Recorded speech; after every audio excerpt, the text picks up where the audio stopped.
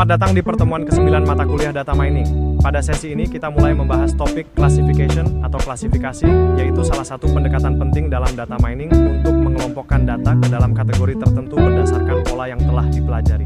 Bayangkan kita memiliki data mahasiswa, transaksi blockchain, perilaku pengguna aplikasi, atau riwayat pelanggan. Dengan teknik klasifikasi, sistem dapat membantu memprediksi apakah suatu data termasuk kelas tertentu, misalnya risiko rendah atau tinggi, valid atau tidak valid, serta rekomendasi yang sesuai atau tidak sesuai. Untuk mahasiswa S2 di bidang blockchain, AI, dan data science, pemahaman klasifikasi sangat penting karena banyak aplikasi nyata di Indonesia membutuhkan model yang mampu membuat keputusan berbasis data. Pada pertemuan ini, kita akan membangun fondasi konsep sebelum masuk ke algoritma dan penerapannya secara lebih mendalam. Sebelum masuk ke materi klasifikasi, mari kita lihat kembali alur pertemuan dalam mata kuliah data mining. Pada pertemuan pertama sampai keempat, kita telah membahas fondasi penting, mulai dari pengenalan data mining, proses pre-processing data, hingga eksplorasi data melalui visualisasi dan statistik deskriptif. Materi tersebut menjadi dasar karena model data mining yang baik selalu bergantung pada kualitas data dan pemahaman awal terhadap pola di dalamnya. Selanjutnya, pada pertemuan kelima sampai ketujuh, fokus pembelajaran bergerak ke EDA lanjutan dan clustering, termasuk hierarchical clustering, elbow method, serta silhouette score. Pertemuan ke-8 digunakan untuk ujian tengah semester. Jadi pada pertemuan ke-9 ini, kita melanjutkan ke tahap baru, yaitu classification, yang berfokus pada prediksi kategori berdasarkan data yang sudah memiliki label. Pada slide ini, kita melihat posisi pertemuan ke-9 dalam rangkaian pembelajaran setelah ujian tengah semester. Mulai pertemuan 9-12, materi akan berfokus pada beberapa teknik utama dalam data mining. Hari ini kita membahas classification 1, yaitu konsep dasar klasifikasi dan pengenalan algoritma naive Bayes. Pada pertemuan berikutnya, kita akan melanjutkan ke classification 2 dengan algoritma decision tree. Setelah itu, materi akan bergeser ke regresi, khususnya konsep regresi dan regresi linear. Lalu dilanjutkan dengan asosiasi menggunakan metode a priori untuk menemukan pola hubungan dalam data.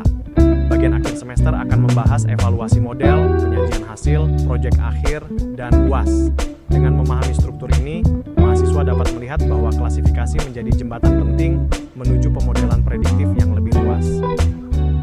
Pada bagian pengantar ini, kita mulai memahami bahwa classification merupakan salah satu cabang utama dalam supervised learning. Artinya, model belajar dari data yang sudah memiliki label, lalu menggunakan pola tersebut untuk memprediksi kelas dari data baru. Dalam praktiknya, klasifikasi digunakan pada banyak kasus seperti deteksi spam, pengenalan gambar, analisis risiko, hingga pengambilan keputusan berbasis kategori. Untuk mahasiswa S2, hal penting bukan hanya memahami algoritmanya, tetapi juga bagaimana merumuskan masalah.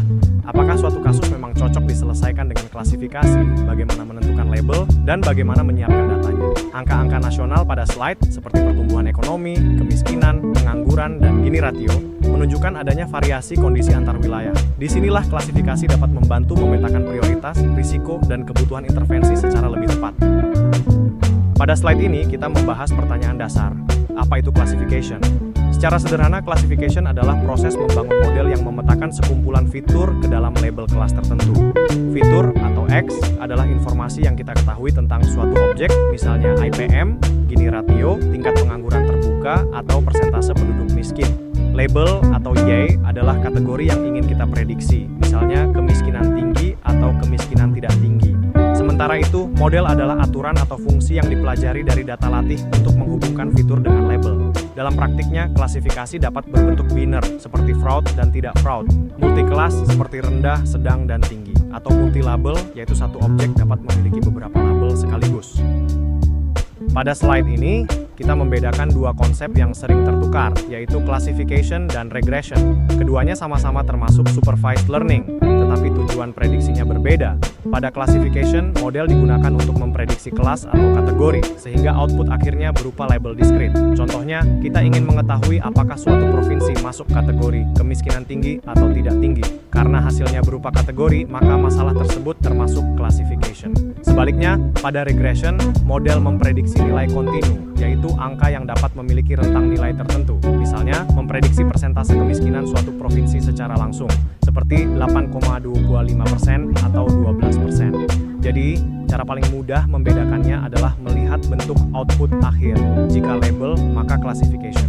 Jika angka kontinu, maka regression.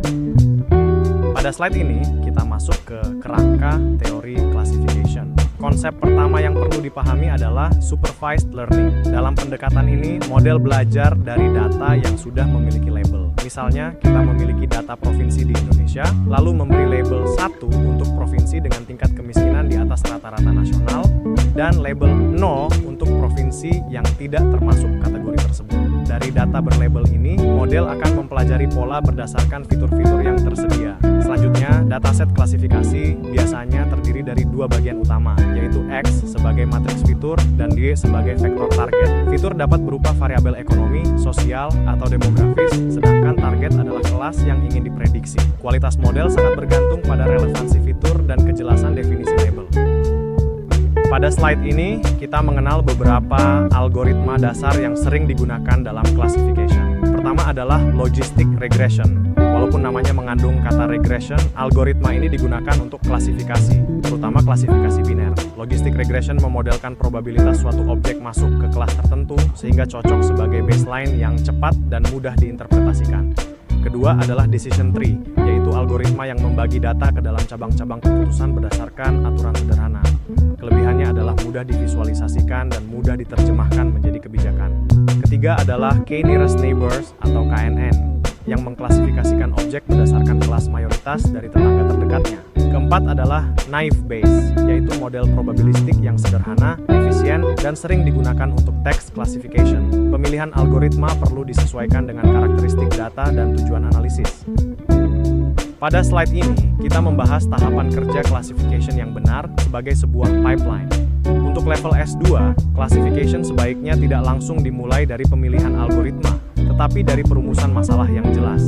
Tahap pertama adalah menentukan pertanyaan analisis. Misalnya, apakah kita dapat mengklasifikasikan provinsi menjadi kategori kemiskinan tinggi dan tidak tinggi berdasarkan indikator pembangunan manusia serta kondisi pasar kerja. Tahap kedua adalah menentukan label yang tidak kabur dan memiliki dasar definisi resmi. Pada contoh ini, label 1 diberikan untuk provinsi dengan persentase penduduk miskin di atas 8,25%, sedangkan label 0 untuk provinsi dengan nilai sama dengan atau di bawah 8,25%. Tahap ketiga adalah memilih fitur yang relevan seperti EPM, TPT, dan Gini rasio. Alur ini membantu model menjadi lebih terarah dan bermakna. Pada slide ini, tahapan kerja classification dilanjutkan ke proses pengumpulan, pembersihan, serta pembagian data. Setelah masalah, label, dan fitur ditentukan, tahap berikutnya adalah memastikan data benar-benar siap digunakan. Data perlu dicek secara menyeluruh, mulai dari apakah terdapat missing value, apakah periode waktunya konsisten, apakah format angka sudah seragam, hingga apakah data perlu distandarisasi. Proses ini penting karena kualitas model sangat bergantung pada kualitas data. Setelah data bersih, tahap berikutnya adalah membagi data menjadi data latih dan data uji. Data latih digunakan untuk membangun model, sedangkan data uji digunakan untuk menilai kemampuan model pada data baru. Dalam praktik machine learning, pembagian ini membantu kita mengetahui apakah model benar-benar belajar pola, bukan hanya menghafal data.